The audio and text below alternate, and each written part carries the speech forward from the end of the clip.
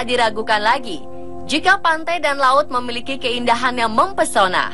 Namun di balik keindahan pantai dan laut tersebut juga menyimpan banyak cerita, mitos, dan legenda. Beberapa orang meyakini adanya beragam sosok makhluk yang menguasai lautan. Mereka dipercaya berkuasa untuk mengendalikan semua hal yang terjadi di lautan. Tapi tak banyak yang tahu kalau penguasa lautan ini ada hampir di setiap negara dengan kisah, legenda, dan kepercayaan yang berbeda. Berikut, On The Spot merangkumnya dalam 7 legenda penguasa laut.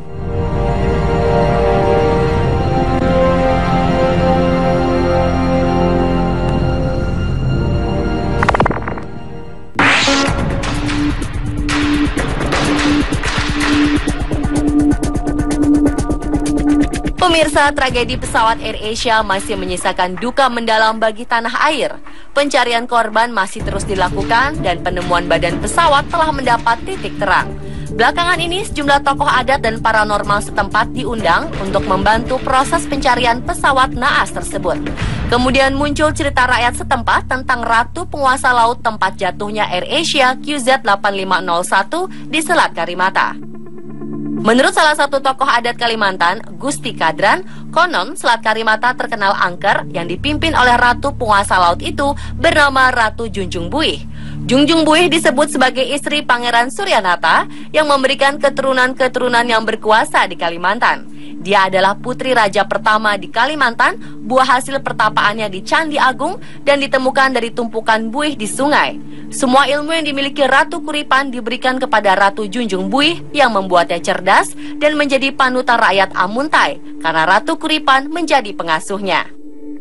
Terlepas dari benar atau tidaknya cerita ini, sebagai manusia kita harus pasrah dan berdoa kepada Tuhan agar semua korban dapat ditemukan.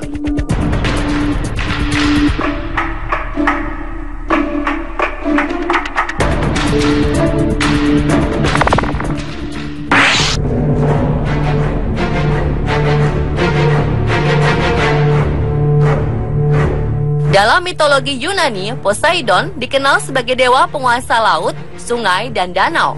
Poseidon selalu digambarkan sebagai seorang pria yang perkasa, berjenggot, dan membawa trisula. Satu pukulan dari trisulanya bisa membelah bumi. Poseidon terkadang digambarkan bertubuh setengah ikan dan mengendarai kereta yang ditarik oleh 2 ekor hipokampos. Seperti kebanyakan dewa laut yang memiliki kemampuan untuk mengubah wujudnya, tetapi Poseidon tidak memiliki kekuatan meramal. Figur Poseidon tidak mencirikan karakter keagungan seperti saudaranya Zeus, tetapi lebih mencerminkan ciri khas lautan yang bisa berubah-ubah, kadang bergejolak, dan kadang tenang. Orang Yunani kuno percaya jika Poseidon adalah dewa yang menciptakan pulau-pulau baru dan membuat laut menjadi tenang. Tetapi jika Poseidon sedang marah, maka dia akan membenturkan trisulanya dan menyebabkan banjir, gempa bumi, dan kehancuran kapal laut.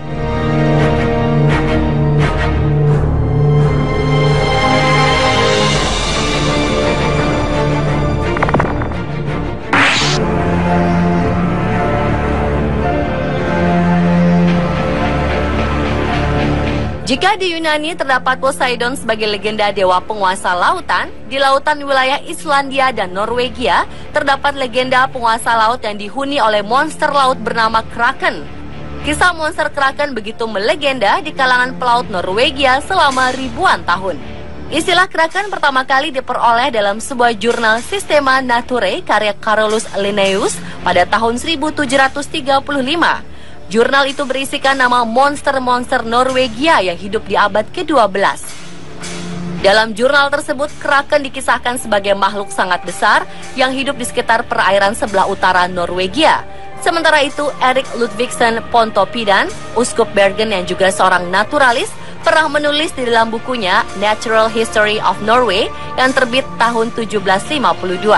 Menurut Pontoppidan, Kraken memiliki ukuran sebesar sebuah pulau yang terapung dan memiliki tentakel seperti bintang laut. Ia juga menyebutkan kalau makhluk ini bisa menggulung kapal yang lewat dengan tentakelnya dan menariknya ke dasar lautan.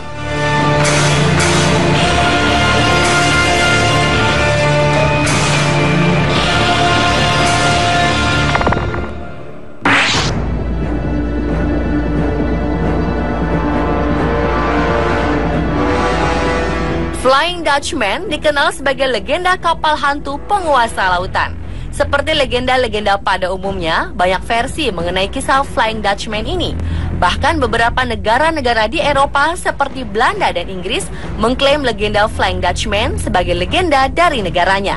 Terlepas dari itu semua, sejarah Flying Dutchman sendiri bermula pada abad ke-17, ketika seorang kapten kapal asal Belanda bernama Bernard Fokker hendak mengarungi samudra dari Belanda ke Jawa. Versi lain menyebutkan Bernard Fokker bernama Ramhout van Dam atau Van der Decken. Konon kapal Kapten Bernard Fokker melaju dengan kecepatan yang tidak bisa dibayangkan oleh orang-orang zaman dulu. Karenanya mereka dicurigai bersekutu dengan iblis dan meminta bantuannya. Di tengah-tengah pelayaran menuju Cape of God Hope, cuaca memburuk dan membuat kapal oleng. Para awak meminta pelayaran dihentikan, tapi Bernard sang kapten tidak mau dan bersikeras ingin menerjang badai. Dengan keangkuhannya, yang terjadi justru kapal dihantam oleh badai. Akhirnya mereka terkutuk untuk terus berada di laut lepas selama-lamanya.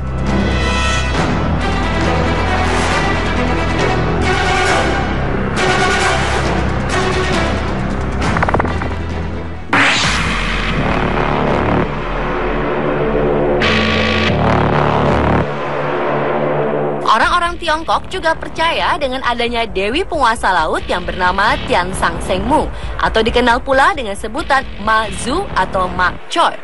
Karena hidupnya sederhana dan gemar berbuat kebaikan, masyarakat memanggilnya Lin San Ren atau Lin orang yang baik. Ma Zu sendiri sebenarnya adalah seorang gadis bernama Lin Mo yang dilahirkan di keluarga pejabat. Sejak kecil ia dikenal pintar dan mempunyai daya ingat yang baik. Ia juga mampu menyembuhkan orang sakit dan mengajar orang bagaimana untuk mencegah penyakit. Setelah berumur 28 tahun, ia memutuskan untuk naik ke puncak gunung dan menjadi seorang dewi laut. Ia dikenal sebagai dewi laut yang suka menolong para pelaut dan menjadi pelindung etnis Cina dari wilayah selatan. Semenjak zaman dinasti Song sampai dinasti Qing, tidak kurang dari 28 gelar kehormatan yang dianugerahkan oleh kerajaan kepada beliau. Ma Zu juga menjadi sebuah identitas bagi orang-orang Tionghoa. Ini terlihat dari banyaknya kuil Ma Zu yang tersebar di seluruh dunia yang jumlahnya mencapai lebih dari 5.000 kuil.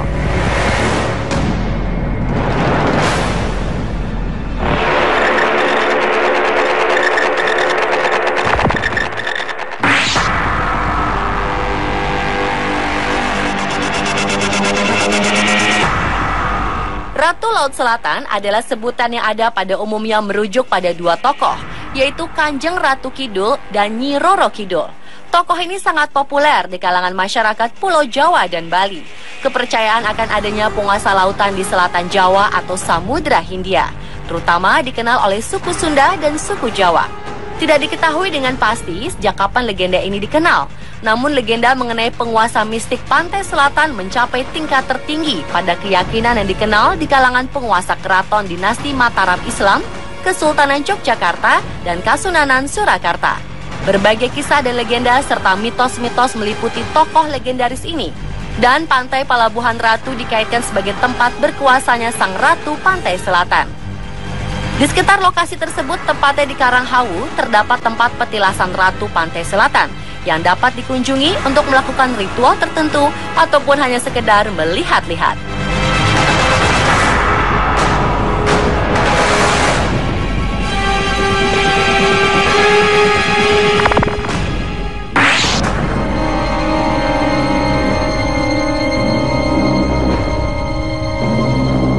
Ada cerita yang beredar di masyarakat Pekalongan tentang penguasa pantai utara Jawa atau dalam kepercayaan masyarakat Pekalongan dikenal dengan Dewi Lanjar.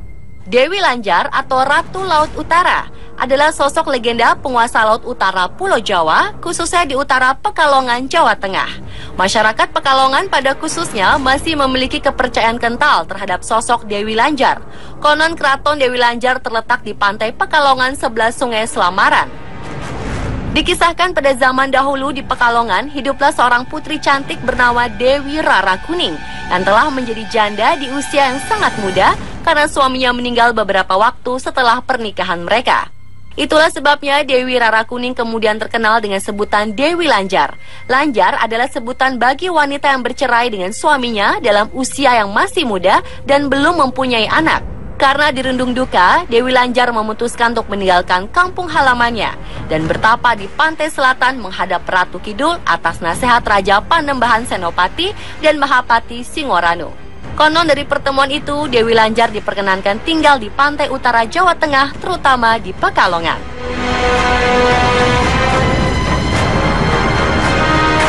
Pemirsa, itulah 7 legenda penguasa laut versi on the spot.